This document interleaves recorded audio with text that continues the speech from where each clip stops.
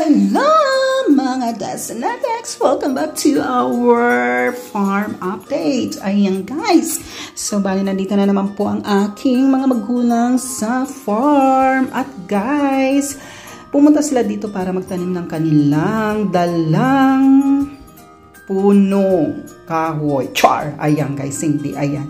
Prutas po guys, banano, rambutan at mangga. Ayan. So, kinukuha ni Mother. Yan ang itatanim nila dyan, guys. So, bali, pantataniman po nila ng mga fruits. Ayan. Fruits. Hindi po siya vegetable. Fruits na po, guys. So, ayan, guys.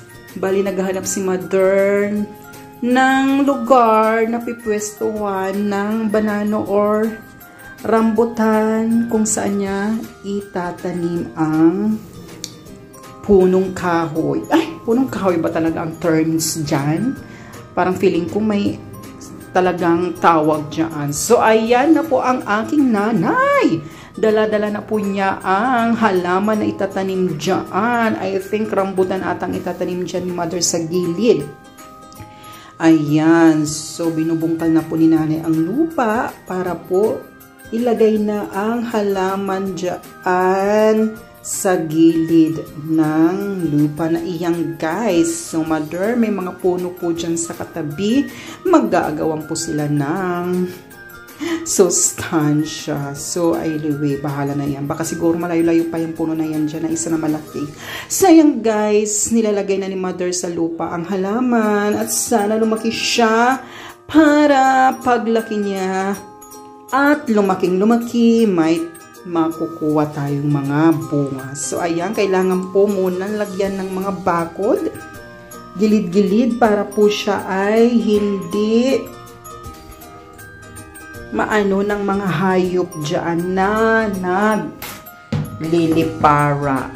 So, ayan guys, kailangan may tanda para ang ating mga tanim ay hindi galawin. So, ayan, nilagyan ni nanay ng ng kahoy na mga tuyo, both sides, para siya ay safety sa ibang mga hayop na dadaan dyan guys. So, kailangan ganyan po siya guys, para iwas po siya sa mga malilikot ang kamay. Charos! Ano, magnanakaw lang. So, ayan guys, yung isa na naman po ay itatanim ni Mother doon sa taas ng burol. So, ayan guys, hindi po dyan. Bali, ayan, apakan lang po ni Mother dahil burol po siya guys at delikado pag wala pong apakan. So Mother, ingat-ingat lang po sa iyong paglalakad at baka po ikaw ay madulas. Ayan. So guys, dyan siguro ni Mother itatanim yung isang fruits na halaman. So kapit! Diyos ko Mother, kumapit ka. Huwag kang bibitaw. Ayan. So siguro dyan na ata ni Mother itatanim iyan. So guys, ganyan lang po ang pagtanim ni Mother.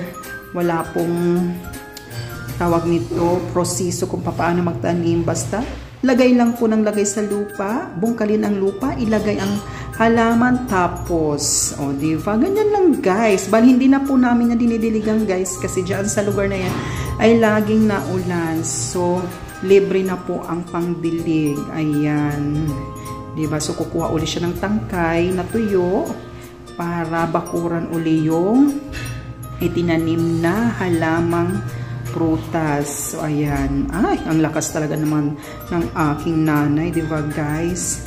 Ang lakas-lakas niyang magtanim. So, guys, para sa hindi pa nakakapag-subscribe sa aking YouTube channel, ayan, guys, mag-subscribe na kayo. Libre lang po ang mag-subscribe. Wala pong bayad at wala pong bayad manood. Kundi, bibili lang kayo ng sarili nyong data. Ayun lang po. Diba? So, ayan, guys. Diba? Ganyan lang po ang proseso. Dali, minadali na lang po nila mother niya magtanim kasi wala na po silang oras at medyo mainit na po guys diyan. Nakita nyo naman ang sikat ng araw ay napakatirik ng araw. So ayan, bilisan mo na mother diyan maglagay ng halaman. So ayan, binabakuran ni mother. Sana ay mabuhay sila guys, 'di ba? So guys, dito na po tatapusin ang aking farm update at babalitaan ko ulit kayo sa susunod na mga update namin sa farm. Kung ano na ang susunod namin na itatanim guys. Kaya handa-handa na lang muna kayo dyan para sa ating susunod na farm update dito sa aming bukid. Ayan, maraming salamat po. Happy New Year to all of you guys. Bye-bye!